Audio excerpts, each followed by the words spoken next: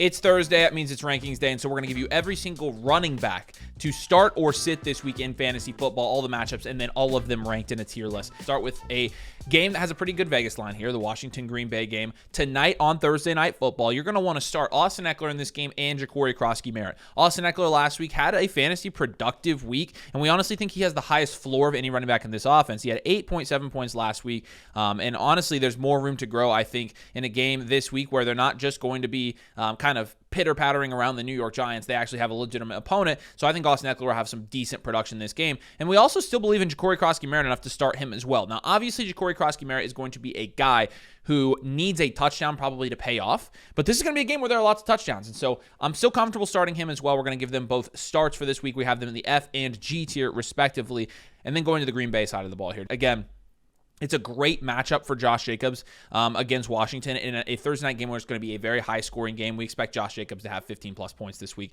He's a must-start for this week. And then Chris Brooks is a guy that we don't even have ranked for the Green Bay Packers. There's no viable running back two there. And so good Thursday night game for running backs, honestly. We're going to be starting three guys in this game. Tougher matchup for the running backs in the Cleveland and Baltimore game. The Cleveland running back room is totally up in the air this week. Obviously, we don't even know if Judkins is going to play or not. Heck, an announcement could come out by the time that this video is released.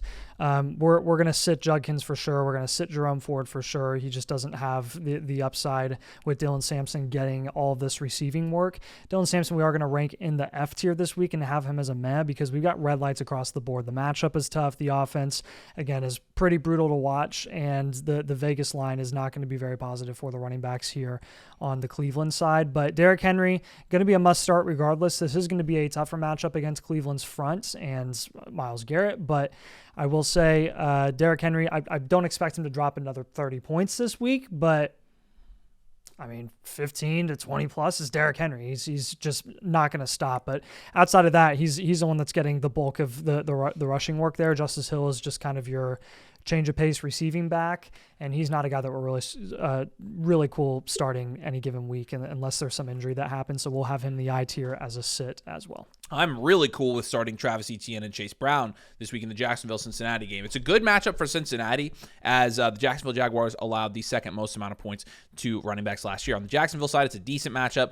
Cincinnati's middle of the road in terms of allowing points to running backs, but you saw them give up 17 to Dylan Sampson in week one. And so Travis Etienne's going to be a start. We're going to have him in the C tier. Bashul Tutin in the J tier, he's going to be a sit for us. Obviously, don't drop him in your leagues, please, because that would be stupid. And then on the Cincinnati side of the ball, Chase Brown is a start. Samaje Perine is going to be a sit. Starting the two starting running backs in this game and the two backups here are not viable yet, even though this is a fairly good matchup for their starters. We'll sit Tutin and Perine. We'll start Etienne and Chase Brown in this matchup. So looking at the Giants and Dallas this week, we are going to be comfortable starting Tracy and Javonte Williams both. I will say it's a little shakier down the line with Tyron Tracy, but effectively in the near future, Tyron Tracy is still the top option there. So he had a slow start to the season against Washington. We would expect him to bounce back. Again, if he doesn't, we'll adjust accordingly. But again, so far, Cam Scatterbo and Singletary aren't getting enough volume to a point where it's really going to take away too much from what Tracy could do in what is a better matchup against Dallas.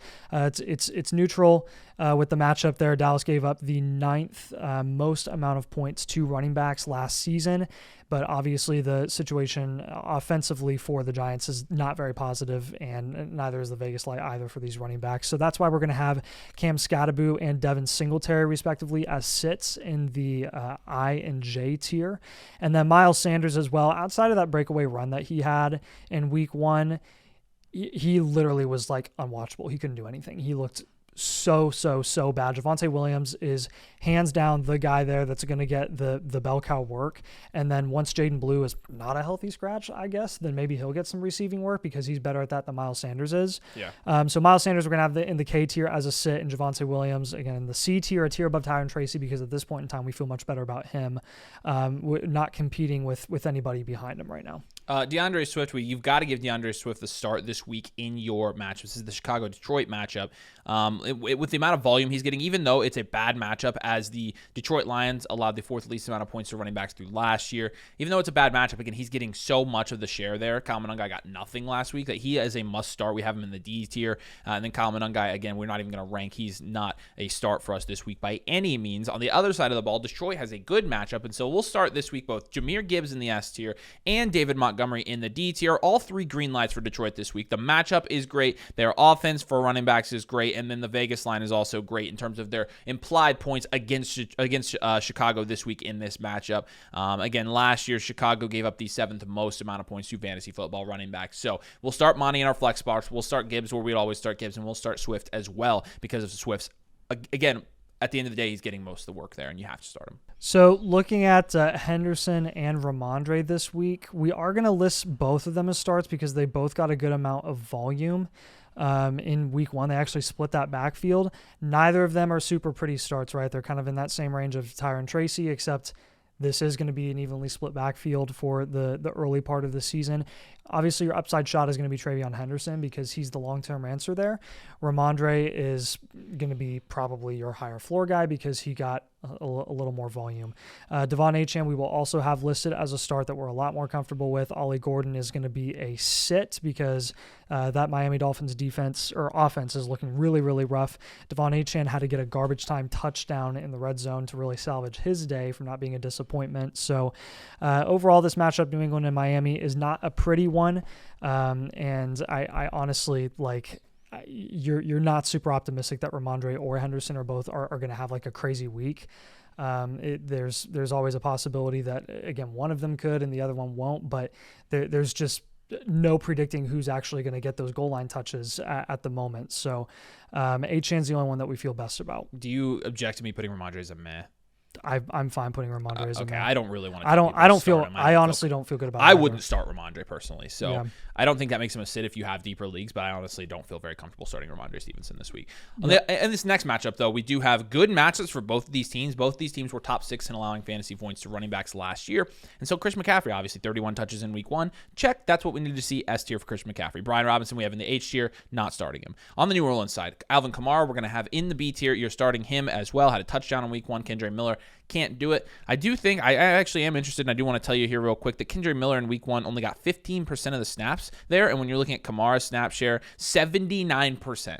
Kamara still, at 30 years old, is getting 80% of snap share there. 11 attempts for 45 yards. Only had 2 targets in week 1 and still had 13.7 points. That's probably closer to his floor than it is his ceiling, so he remains a must-start in a good matchup for both of these teams on Sunday. So moving over to Buffalo and the Jets. Actually, for Buffalo, they allowed the 3rd most amount of points to running backs last season, which makes Breece Hall a really, really nice start this week. Braylon Allen, I'm actually going to list as a meh because even though we don't really love Braylon Allen's outlook and think that he has a cap ceiling and people are freaking out about him getting that touchdown week 1 more than they should be, he still does have some big play upside. Look, with Braylon, he's not a pretty start. You don't really want to start him if you absolutely don't have to, but if you're struggling with injuries, then I think this is a matchup where you could be like, okay, yeah, Braylon might get a touch here or there in the red zone in any given week. He can take one to the house. So I don't feel as great with Ray Davis on the flip side in Buffalo behind James Cook, who we do have as a C-tier running back. Ray Davis we have as a J-tier running back that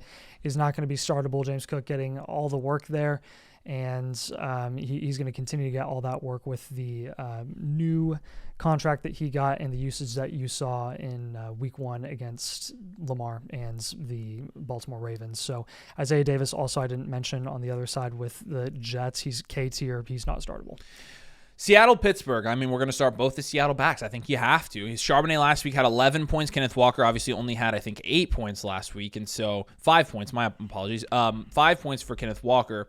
But again, I mean, you drafted Kenneth Walker to start him. You can't sit him next week. He could have a bounce back. Maybe their usage flips and Kenneth Walker gets the red zone carries this week. Who knows? I'd start both of them. I'm comfortable flexing Zach Charbonnet and Kenneth Walker this week. They're both flex options, but they're both starts on a week where we don't have a ton of running backs like that are running back twos that we like starting this week.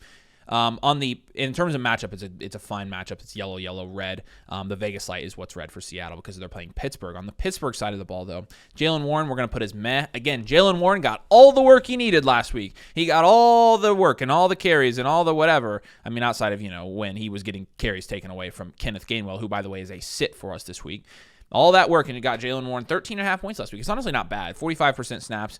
He had 2 targets, but really, again, his day was salvaged by that one touchdown. With the one receiving touchdown. Because outside of that, he had 11 attempts for 37 yards. He had 3.7 yards from the rushing game last week, and from the receiving game, he had all the rest of his points. And so I'll let you take that for what it is when you're looking at the matchup for Pittsburgh. It's not a bad matchup. It's yellow likes across the board for all of these guys, but Warren's a mess start for us. And Kenneth Gainwell, even though he got some respectable snap share, he's not a star for us at all this week. And we didn't rank Caleb Johnson for a reason. I was going to say. He's not on the field. Caleb Johnson's not even worth talking about at this point. So Kyren Williams and Tony Pollard, the lead backs for the Rams in Tennessee in that matchup. Again, going to be neutral across the board here for the matchups, the Vegas lights and the offenses. But beyond Kyren and Pollard, who are both bell cows in their own right, we have Kyren in the B tier, Tony Pollard in the C tier.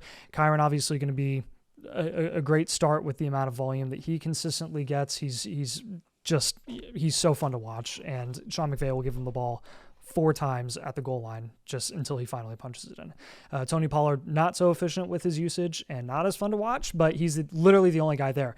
The running back 2 behind him is Julius Chestnut, and we don't even have Julius Chestnut ranked. So you're not starting him. You're not thinking about it. Same with Blake Corum. These are 2 true bell cows in their respective offenses.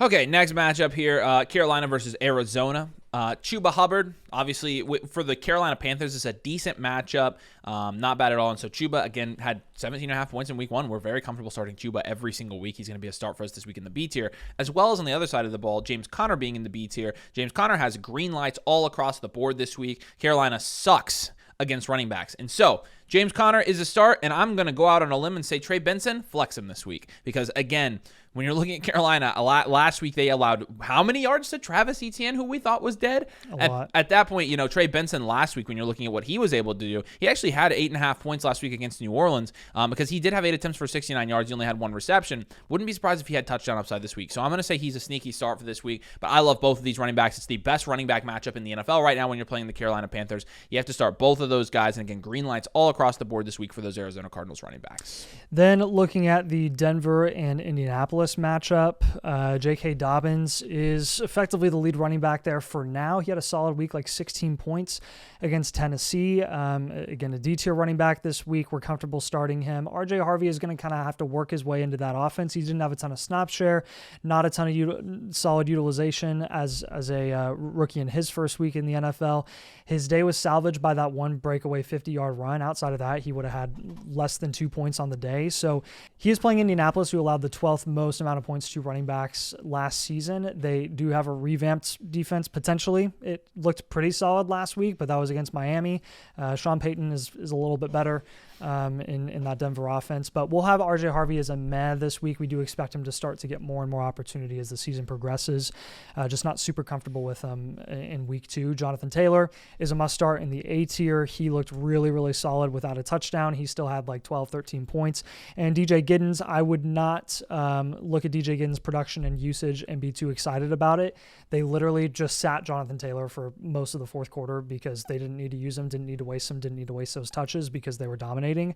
Giddens looked really solid. So like if JT were to ever go down with an injury or miss some time for a couple of games, which has happened the last couple of years, Giddens becomes a must start because he looked more than competent. But for now, you do not want to be starting him at all. All right, one of the games of the week here, obviously, Philadelphia Eagles versus Kansas City Chiefs. Bad matches for both these, right? This is the first and second ranked run defenses against fantasy running backs in the NFL. So with that being said, Saquon, of course you have to start him, but we're not starting Tank Bigsby, we're not starting Will Shipley. None of those guys they're all sit. The only green light, of course, is for Saquon's offense, but it's Saquon. So you start Saquon and you forget about it. He's in the A tier for us, though, because it is going to be a tough week for Saquon. He's not an S tier start this week, but you still have to start him, of course. On the Kansas City side of the ball, start Isaiah Pacheco at your own risk.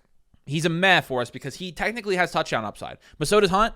And honestly, I'm not super high on Pacheco at all. Right now, we have him in the F tier. I mean, I really am going to kind of wait until Pacheco proves that he can produce on a consistent basis before telling people to start him confidently. I think he's a meh, and I think if you have any other flex options there at running back or wide receiver, I think you put him in over Pacheco. Kareem Hunt is an absolute sit. Brashard Smith is an absolute sit. This Philly defense is going to be probably a rock fight is what it's going to end up being. The Vegas lines are mediocre for this game, even though these are two of the best teams, if not the two best teams in the NFL. And so with Philly, KC, we'll start Saquon confidently, and everybody outside of that is like, I mean, it's very risky, and you're going to have to be very careful who you start here. Yeah, so Minnesota has a pretty solid run defense, but we are like, what are you going to do? Not start Bijan Robinson. He's in the S tier. You're starting him every single week. Tyler Algier is going to be a sit. He's a backup insurance play and not going to get that much usage. It really gets interesting with Aaron Jones and Jordan Mason just based off of their usage in week 1 against Chicago. I think that your floor play is going to be Jordan Mason because he's getting a lot of volume on the ground, and then your upside play would be Aaron Jones with his receiving usage. So both of these guys, we have Aaron Jones in the D tier, we have Jordan Mason in the F tier, so we are giving the nod to Aaron Jones because he still seems to be like the favorite there. But I will list both of these guys as starts, honestly, because they're both getting enough volume in that offense where it doesn't make either of them sexy starts, but it does make them guys that you probably need to be flexing. In the Tampa Bay-Houston matchup, we'll start on the Tampa Bay side of the ball. Bad matchup for Bucky Irving, but when you're looking at the utilization from week 1, even though he didn't have a ton of points, he had a huge share of that work compared to where he was actually splitting a little bit with Rachaad White last year. So he's a start. Rachaad White's a sit. Obviously, you can't start the running back to Rachaad White because A, the volume's not there, and B, it is a tough matchup against a Houston Texans defense who allowed the 6th least amount of points to running backs last year. On the Houston side of the ball, Nick Chubb, Damian Pierce, Woody Marks, I'm not starting any of these guys. I'm not comfortable starting Chubb, who had 6 points last week. I'm not comfortable starting Damian Pierce, who had no points and no snapshot last week, and Woody Marks had no points and no snapshot. Like, I don't want to start any running backs in this offense right now. I'm going to largely avoid this backfield in fantasy football until one of them separates themselves. I don't even know if that's going to happen, but let's see what happens. I'm not willing to put this to the test in my starting lineup for fantasy football in week 2. I'm going to leave them out of my lineup. I'm going to start other players for sure. Week 1 for the LA Chargers, Najee Harris had 18% snap share, and Omarion Hampton had 80%. That is premier bell cow usage for Omarion Hampton. He's a must start from here on out. Once he starts punching the ball into the end zone, he's going to finish as a top 6 to 8 back. Najee Harris is effectively a sit. He is cuttable. Didn't you cut him? You dropped him in the Flock League. Yes, I didn't you? Yeah. We have him in the I tier this week. Literally, again, he's just an insurance play. You're sitting him. Same thing with Ashton Genty. He was actually not super efficient in his first week for the Raiders, and his day was salvaged by a touchdown. If he didn't have that touchdown, he would have been way worse than Hampton. And then Zamir White behind him is not getting any usage. We have him in the K tier. He's a sit. So nothing super cute here with the Chargers and Vegas game. They're honestly not super friendly matchups for either of the running backs. So we'll see who ends up being more productive in that matchup. All right, we appreciate you guys joining us for this video. Hopefully that's helpful to you. So again, if you want us to just send you your lineup with all the Vegas lights and what your recommended lineup is based on our algorithm, you can do that. Again, the season pass with code DOMAIN. We're offering this for our season pass holders. We have Sleeper right now, ESPN and Yahoo we're going to have next week. And so you can sign up again with the season pass using code DOMAIN at the link in the comments. Do us a huge favor. Drop a like on this video before you leave. It will help spread this video to more people, help grow our channel, help the Domain community, which you are part of. And make sure you're subscribed as well so you're in that community and getting all of these videos every single week so we can help you with your lineups. Appreciate you guys. Thank you so much. We'll see you later.